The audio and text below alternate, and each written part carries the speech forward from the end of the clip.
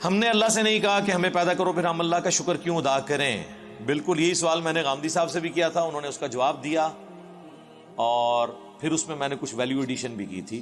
میری یوٹیوب کے پر آپ ویڈیو دیکھ لیں, اللہ نے مجھے میری مرضی کے بغیر کیوں پیدا کیا. اس ٹائٹل سے بھی ہے اور اس ٹائٹل سے بھی ہے, غامدی صاحب سے اللہ کے متعلق ایک مشکل سوال. تو اس کا لاجیکل آنسر دیتے ہیں ہم. قرآن اس کا جو آنسر دیتا ہے وہ تو دو ٹوک ہے, لا یسأل عما یفعل وہم یسألون. اللہ کو کوئی پوچھ نہیں سکتا کہ اللہ نے یہ کام کیوں کیا, وہ ہر ایک کو پوچھ سکتے ہیں کیونکہ وہ کریٹر ہے. اللہ نے تو اس سوال کو بین کیا ہے. اس کا جواب یہی ہے کہ جو اللہ کی مرضی.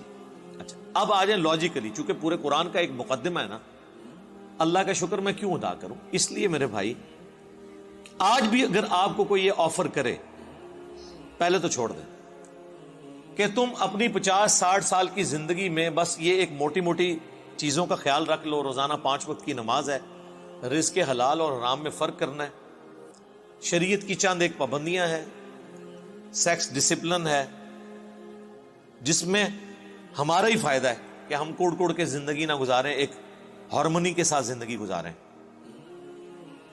تو پھر ہمیشہ کی زندگی تمہیں دوں گا جس میں تمہیں موت نہیں آئے گی, کوئی پریشانی نہیں آئے گی, کوئی بڑھاپا نہیں آئے گا, اور تمہاری مرضی کی زندگی ہوگی. یہاں تو تم 5 مرلے کے پلاٹ کی خاطر ذلیل ہوتے ہو, اور وہاں پہ سب سے آخر میں جو دوزخ سے نکال کے جنت میں جانے والا جنتی ہے, بخاری مسلم میں آیا, اسے بھی اس پلانٹ ارتھ سے 10 گنا بڑی جنت دی جائے گی.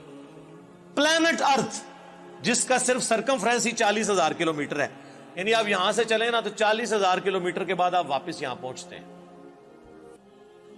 اس سے 10 گنا بڑی جنت سب سے چھوٹے جنتی کو ملے گی جس نے آخر میں جنت میں داخل ہونا ہے اپنا لاکھوں سال کا عذاب بھگت کے, اور جس نے بغیر حساب و کتاب کے جنت میں جانا ہے, یا جس کی نیکیاں اس کے گناہوں پر حاوی ہوں گی اس نے جانا ہے, اس کی تو جنت کا کوئی امیجن نہیں. تو میرا خیال ہے دنیا میں کوئی انسان نہیں جو یہ آفر قبول نہ کرے, کیونکہ انسان کی دل میں جو اللہ نے شہوات کی اٹریکشن اور محبت رکھ دی ہے وہ اس کی متقاضی ہے کہ وہ اپنی اس ٹیسٹ کو ختم نہیں کرنا چاہتا. کس کی خواہش ہے کہ وہ اچھا کھانا نہ کھائے اور ہمیشہ کھاتا رہے مرتے دم تک؟ دنیا میں تو پاسبل نہیں ہے. کھانا پینا چھوٹ جاتا ہے, بیماریاں ہو جائیں تو خریدنے کی قوت کے باوجود آپ کھا پی نہیں سکتے. دنیا میں ارب پتی لوگ ہیں جو نمک مرچ والا کھانا بھی نہیں کھا سکتے, معدہ اجازت نہیں دیتا. اللہ نے سب کو بیلنس رکھا ہوا ہے, کسی کو ایک معاملے میں اوپر کیا تو دوسری طرف سے اس کی آواز نکال دی ہے. آپ کو میں پاکستان میں اس وقت امیر ترین لوگ کئی ایسے بتا سکتا ہوں جو پیمپر باندھتے ہیں, اور ان کی لوگ گاڑیوں کے اوپر, ان کے جہازوں کے اوپر, ان کی دولتوں پہ, ان کے پلاٹس پہ رش کر رہے ہوتے ہیں, لیکن وہ اپنا پیشاب نہیں روک سکتے. تو انسان کی کیا اوقات ہے؟ لیکن آخرت میں کچھ نہیں ہے, آخرت میں پیشاب ہے ہی نہیں. صحیح مسلم کا آپ جنت والا چیپٹر پڑھ لیں, اور مشکات شریف میں آپ کو 30 جلد میں جنت سے متعلق ساری احادیث بخاری, مسلم, ابو داؤد, ترمذی, نسائی, ابن ماجہ, باقی کتابوں سے ملیں گی کہ جنت میں خوشبودار ڈکار آئے گی اور کھانا ہضم. پیشاب کرنے کی جو تکلیف ہے نا, یہ بھی نہیں انسان کو اٹھانی پڑے گی, کیونکہ جنت میں تکلیفیں آئی نہیں ہیں. اور جنت میں آپ کا پیٹ کا بھرنا نہ بھرنا یہ آپ کی مرضی سے ہے. آپ لذت کے لیے کھائیں گے. دنیا میں تو آپ لذت والی چیز تھوڑی دیر کھائیں تو پھر پیٹ جواب دے جاتا ہے. نہیں, جنت کی کسی نعمت کو فنا نہیں ہے. آم توڑ کے کھائیں گے پھر آم دوبارہ اگ جائے گا اسی وقت ہی, کسی چیز نے ختم نہیں ہونا.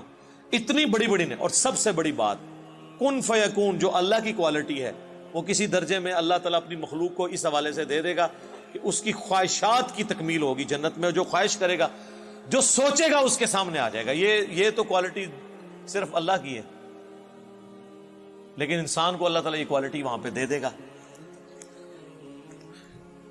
تو یہ کتنا سستا سودا ہے, چند سالوں کی زندگی دے کے ہمیشہ کی زندگی حاصل کر لینا. نہ ختم ہونے والی. تو اب مجھے بتائیں اس اللہ کا شکر ادا کرنے کا دل نہیں کرتا کہ جو اکیلا تھا, کسی کو نہ بھی پیدا کرتا, اسے کوئی پوچھ نہیں سکتا تھا, اس کا پہلا احسان کہ اس نے پیدا کیا, اس کے بعد ایک آفر رکھی, اتنی زبردست قسم کی آفر. ہونا تو چاہیے تھا 1 ارب سال کی زندگی کے لیے 1 کروڑ سال تو یہاں مشقت کروائی جاتی دنیا میں, لیکن اس نے چند سال کی مشقت مانگی, اور وہ بھی مشقت نہیں ہے, نارمل لائف ہے, بس صرف لائف کا ڈسپلن ہے, اور ہمیشہ کی زندگی دے دی. تو جو اللہ اکیلا ہونے کے باوجود اپنے ساتھ اتنے لوگوں کو آفر دے کہ آؤ میں تمہیں وہ کوالٹیز دوں گا جو میری کوالٹیز ہیں. موت کسے نہیں آتی؟ اللہ کو. انسان کو بھی موت نہیں آئے گی.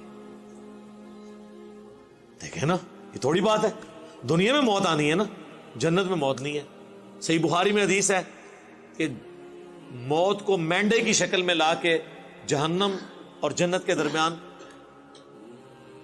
ذبح کر دیا جائے گا, اور ندا کی جائے گی جنتیوں مبارک ہو, آج کے بعد تمہیں کبھی موت نہیں آئے گی, بے فکر ہو کے زندگی گزارو. اور جہنمیوں کی حسرت میں اضافہ ہوگا کہ تمہیں بھی موت نہیں آئے گی, تم بھی اس تکلیف میں زندگی گزارو.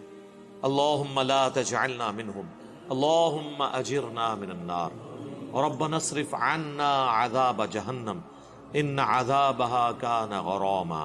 آمین.